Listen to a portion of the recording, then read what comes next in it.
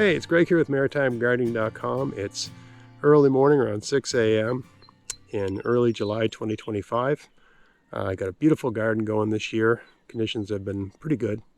And I thought I would do a video talking about two things I do in my garden that seem to result in a lot of success that I don't hear a lot of other people talking about. And they're counterintuitive and novices don't do them. And I really, and I've got a few tricks for doing these things, a few rules of thumb, that sort of thing. But let's get right into it here. So I'm talking about moving and spacing plants and moving plants and repositioning plants. And if the plant's not in the right place, you got to move it, right? So let's get into it here. Let me show you. I'm just going to show you around the garden and show you examples of what I'm talking about. Before I get going here, I just want to show you the state of the garden. I'm going to do a garden tour soon, but just quickly. You know, this is a 2,500 square foot garden. I got lots of different vegetables growing here, lots of berries and perennials and that sort of thing. I do this all despite having a full-time job and a commute and 2 teenagers and a wife and other pastimes and friends and family and many obligations. It's all doable. It's all a question of how you do it. All right, so anyway, let's get into this moving and spacing thing. So here I've got a bed of kale. And the seeds for these were sown in April. And I just planted them down the middle. I had spinach on this side and I had lettuce on this side. Okay, so the kale came in and it's coming very thick. And you look at this kale and you say, oh boy, that kale looks really good. You're doing great. But really this kale is not the future. All of these kale are way too close together. If you look at the base of the plants, you can see they're very tightly planted. These kale have no future planted like that. Maybe 2 weeks ago, I pulled a bunch out and I planted them on the side. You can see these ones don't look so great because they've been moved, right? But you see them all the way down. Those plants are the future, okay? I might leave, so you know, I've got 1, 2, 3, 4. When I've pulled all of these, I might leave one in the middle to make like what the 5 side of a dice would look like, right?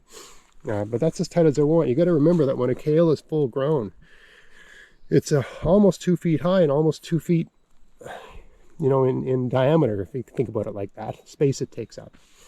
And you don't want that when the leaves touch each other like this. It just tells every kind of, look in here, here's damage. It tells slugs and snails, go to town, baby.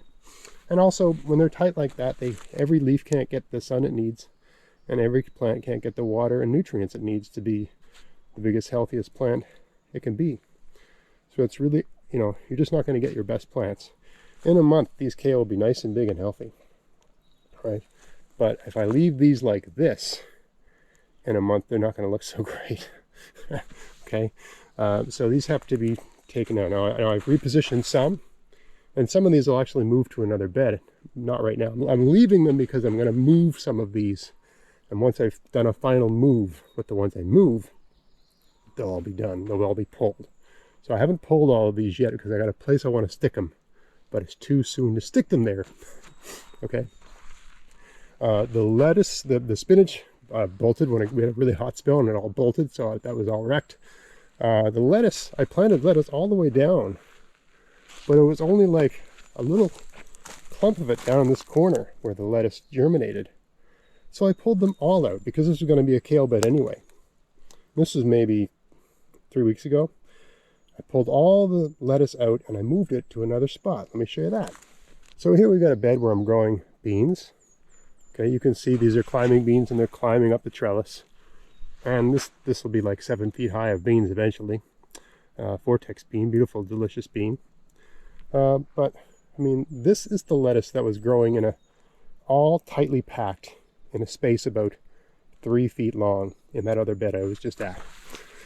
And birds are always moving in here and messing up my mulch. Anyway, you can see the lettuce looks good. Right, again, this was lettuce in a space 3 feet long. They were too close together anyway. But I've got, you know, I don't know, about a dozen on each side, maybe a little bit more. But you can see the lettuce look good, right? It's kind of like a romaine style style lettuce. And this isn't a bad place to put it, because as it gets warmer and warmer, I'm hoping the lettuce doesn't bolt. But what I'm hoping is that because I've got these beans growing, they'll create shade. Sun rises over there, sun sets over there. So these ones will get afternoon sun and not as much morning sun. These ones will get morning sun and not as much afternoon sun. Hopefully this is a good place to grow lettuce. Hopefully I get a month out of these before they bolt, right? So that's what the lettuce want, and they're doing great. And I just, in some cases I just yanked them out of the ground. Usually I put a little scoop in and try to get some soil and earth in a clump, almost like they come out of a transplanting tray. Or I try to pull them out of the ground with some earth attached to the roots in a chunk and put that chunk back in. That's the best way to do it, because they're less stressed like that. All right, so here we got a bed. It's an 8-foot bed, 8 foot by 8 feet. On the one side, I think these are collard greens growing, and they're growing real good, right? And nicely spaced. You know, so they're all like 16 inches apart. And those were started in transplant trays in my driveway, believe it or not. That's another topic. We'll get into that. I don't want to get sidetracked here. Anyway, they're doing really good. Over here, I got Swiss chard. Looks like beets, but it's Swiss chard. So I initially sowed these beets all in a little clump here under a little square plastic dome early in the season. And actually a lot of them died because of a problem with an animal, just put it that way. Anyway, I was still left with lots and lots of Swiss chard, plenty enough to pull and reposition and space out. So you can see I still have some growing tightly together. Like this is like 1, 2, 3, 4 plants right there. They're all too close together. But I left them just in case I need more plants. And you can see there's some weeds here. This bed needs to be weeded. That's a job for my teenagers. Anyway, I pulled plants out of this little clumpy area where they're all tied together, and I repositioned them. I use 2 hand spans as a rule, which for me is roughly 16 inches. Okay, I mean that's around about my hand span is actually 9 inches, but it's crude, right? So here I've got, this was moved almost 3 weeks ago, I think now, and it's been a week just recovering from being moved, right? Some of these plants are very unhappy about being moved. But here we've got one here, we got one here, we got one here, we got one here. Well, they're doing okay, right? We got some weeds and stuff like that need to be dealt with, sure.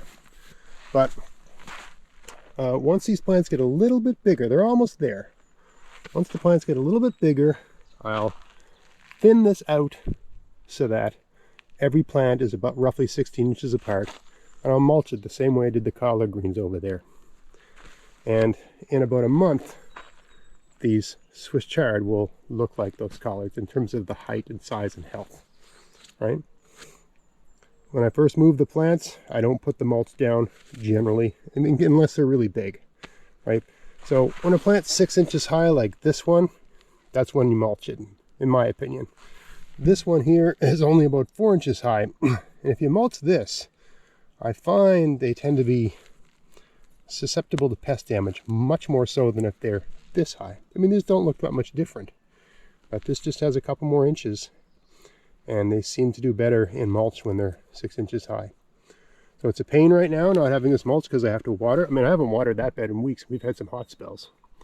But these I do have to water sometimes. Depends on if we get rain or not.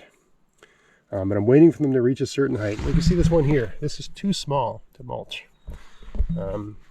What can happen when you mulch them if they're too small? Sometimes even the mulch isn't a problem, but birds get in your garden and they kick the mulch around and they'll cover the plant with mulch. And the plant gets covered with mulch. It gets sun-starved. The chemical composition of the leaves changes. And for whatever reason, pests will just devour it. This is a healthy plant getting all the sun it needs, and it seems to be able to shrug pests off somehow, right? So that's why I wait to mulch them. Here I've got a bed of beets. And I mean, they've got decent size and they're growing well for this time of year for where I am. But they are planted too close together. These need to be thin. That's actually what I should be doing this morning instead of shooting this video. And this is something I this time of year I have to do really early in the morning before the bugs, you know, mosquitoes and horseflies and all that stuff come out. Anyway, these beets, they're doing good, but they're too close. They're not going to achieve any size packed in this tightly together, right? For me, each beet should be about, and if you're talking about the base, the very base of the plant, it should be 4 inches apart if you want to have good sized beets. Like this spacing right here.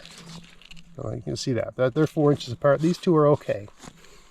But every beet, I'm going to have to basically pull 75% of the beets in this bed because they're too tight. Now I got a space here where none of the seeds germinated, so I can pluck some of these out and stick them back in here. It is difficult to move and reposition root vegetables, but you can do it.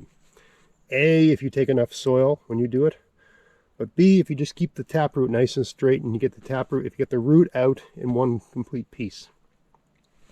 Anyway, these beets, this garden has a lot of potential, and I'll get good beets if I thin these plants.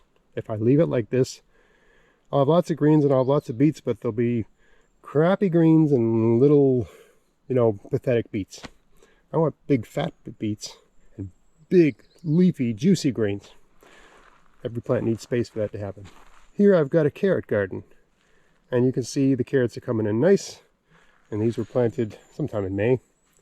But you can see spots like right here where there's nothing growing. Right, there's a spot over here where there's nothing growing. There's a spot right here where there's nothing growing. That happens with carrots. Things happen, when the seedlings are very young, a bird can get in and just start. Bird doesn't want carrots, at least not in my experience. Bird's after something else, but it messes everything up. Right, or you got a mole in there and it's tunneling and it screws things up, right? There's all kinds of things that, or just for whatever reason the seeds failed, right? I find this variety, I'll put it up on the screen, germinates well, usually no issues. So I'm much more inclined to blame it on, animals, just foraging. So what do you do about that space? You can reseed, but it doesn't make any sense to reseed when you've got all of these carrots and they're planted too closely together. Look how close these are. Just like the beets, these should be 3-4 inches apart. And these ones are like ½ an inch apart. So a lot of the carrots in this area here have to come out. So, I mean, you literally just pull them out and then you stick them back in. And you water them for about 3 or 4 days, like every morning you come out and water them. And they wilt and they suffer and so on and so forth. But generally speaking, they do come back. But the most important thing is when you replant this, that root can't be all, coiled up and bent. It has to be planted straight down. And the easiest way to do that is to use a gardening spoon. Let me just get one here. Let's show you how I do this. All right, so the trick with this is you just take your scoop, you drive it in, and you rock it back and forth like this. So I'm making, a deep hole in the soil. And you hold it back with the spoon like this, and you put the carrot down just so that the top is near the surface. Then you drive the spoon in and back it in like that. And do the same thing on the other side. Okay, so now the soil is snugged up around the root, and you water it real good, and just keep watering it every day for 4 days to a week, and it'll suffer, it'll wilt, but it shouldn't die unless you've got ridiculous heat. If it's really, really hot, you can put for the first 2 days, you can put a box over it and just block the sun altogether. Just tell from the plant's point of view, make it nighttime. And give the root hairs that you've ripped off of the carrot some time to reform. Okay, that's how you replant a long-rooted vegetable. Let me show you with another one. So I got another one here. Just drive the camera there. Drive that in, rock it back and forth, hold it open, hold the hole open, keep it nice and straight. Take it out. And just drive this in and push it over. Do the same thing from the other side. So you're snugging it up from either side. That's how you do it. Here's a bed of cucumbers. I planted them maybe every 4 inches. But you know, you can see there was a couple spots where, I don't know if I got taken out by slugs or what happened, but there's none right here. This is just a volunteer kale that doesn't belong. I got a hole here where I've replanted one, and I replanted that yesterday, and it's suffering. Right here I had one missing, so I replanted. I plucked one out of over here where they were tight together, and I stuck it in. You can see the biggest leaves are all wilted, and there's other leaves coming in. So this will probably spend the better part of 2 weeks suffering, but if I'm lucky, it'll come back and it'll be a healthy plant in the right position. Right, all these cucumbers are going to be growing on a trellis. Here I have zucchini. I got 2 different varieties of zucchini. One variety on this side, one variety on that side. But I had one of my plants moved to plant a couple days ago. You can see it's suffering, right? So yesterday, I just put that bucket over it like that. I came out in the morning, or I came out in the afternoon, and the whole plant was flat. So I gave it some water, put the bucket over, leave it like that for a couple days, and hopefully, you know, the lack of sunlight, it'll come back. Right? That's all you do. But you can see every plant here is positioned. I plant my squash in 2s. I usually put like 2 or sometimes even 3 seeds down, and then once they all germinate, I pluck them all out except the biggest, strongest one, because they'll just grow better if you don't have them, you know, clumped in together. They need space. Over here I got winter squash, but you can see in some places I've got 2 growing. Right, so I need to pull. You know, in each of these cases, like over here, there's 2 growing side by side. I got to pull one of those. Same with here. Same with here. Right? They're not going to grow well if they're in tight like that. I can reposition those somewhere else, and I'll probably put them in my garlic bed over there, because the garlic's all going to be pulled, oh, I don't know, in a few weeks, right? So that's a neat trick if you've got a garlic bed. The garlic all come out in early August, late July. So you can put things in the garlic bed knowing that all the garlic will be removed and those things can grow. So it's kind of an ideal situation where you move a plant and it's semi-shaded from all the garlic stalks. Gives the plant some time to recover. And then when all the garlic's pulled, there's lots of sunlight and the plant can grow. And squash in particular, they do a lot of growing in late August, early September. It's amazing what happens with squash that time of year. I don't know if it's just, you know, there's actually less sunlight than there is this time of year, but the root systems are fully developed. I think that's part of it. So even though it's July, right now it seems late, but you can move squash, and yeah, you can get a lot out of your squash if you move them. Here's a bed of parsnips, and I don't know why that row failed. I had to reseed it, but you can see they're all they're almost a foot high now. But this is another one of those things where I have to come out and thin them out. That's the stuff I don't show on videos all the time. I have to come out and tediously thin these so that each plant is about 3 to 4 inches apart. I mean, it's not a strict rule. You know, if I've got 2 plants that are 2 inches apart, but they're really healthy looking, I might leave them. But what I'm doing when I'm thinning, that's another part of the process, is I'm trying to keep the biggest, strongest ones and get rid of the weakest, smallest ones. But the spacing is kind of paramount. You can also, the same way I just showed you with the carrot, you can reposition parsnips to fill holes.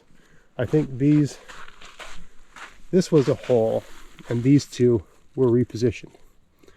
And they're doing okay now, right? So, yeah, I mean, this is just something you do throughout the garden, right? But if you've got good spacing, like these are artwork broccolini. These were actually started in my driveway in little transplant cells. That's another topic, another video. Talk about that some other time, why I did that. But you can see they're the same thing. I got 2 hand span spacing, roughly 16 inches apart. And I got nice, healthy broccoli. This variety, artwork broccolini, they give you multiple florets. So a week ago I had 1 floret in each plant. I snapped that off. Now I've got 3 florets on each plant, and it's probably time to snap those off. So every week you get a bowl of broccoli out of these, right up until October. It's a great variety of broccoli. You don't just get one floret, you get multiple harvests all season long, right? But the reason they're doing so well, aside from the fact that this has good sun and it's mulch and I've got good soil and it's getting all this, it's the spacing. The spacing is everything. Okay, this is stuff people don't talk about. The spacing matters. Anyway, just a video on moving plants and spacing them out. It's a really important aspect of having a successful garden that works. One people don't talk about often enough. People will look at my garden and say, oh, it's so well organized, everything's so neat and tidy. A big part of that is just repositioning things. Everything needs its own space, even people, right? So if the plants have the amount of space they need, and every plant needs good soil, every plant needs sun, every plant needs water, every plant needs space. Every leaf needs the sun it needs, and every root hair needs the soil and the water and everything. You know, everything needs space. If they don't get that, all the sun and the soil, all those other things won't matter. The plant needs space to grow well. So yeah, I hope you found this interesting. If you did, please like, share, subscribe. Check out my podcast at maritimegardening.com. Got a good one coming up really soon. And check out my articles on maritimegardening.substack.com. Maybe become a subscriber, maybe become a paid subscriber. I really appreciate that. Otherwise, until next time, you get out there, get at it, have fun in your garden. Thanks for watching.